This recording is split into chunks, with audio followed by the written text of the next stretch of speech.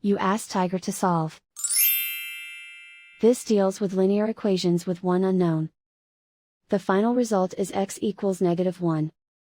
Let's solve it step by step. Group all x terms on the left side of the equation. Add x to both sides. Group like terms. Simplify the arithmetic. Group like terms. Simplify the arithmetic. Group all constants on the right side of the equation.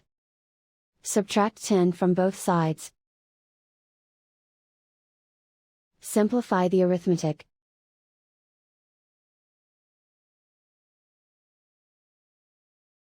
Isolate the x. Divide both sides by -4.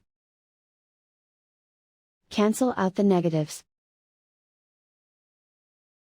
Simplify the fraction. Move the negative sign from the denominator to the numerator.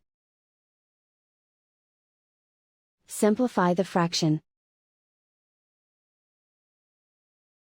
And so the final result is x equals -1.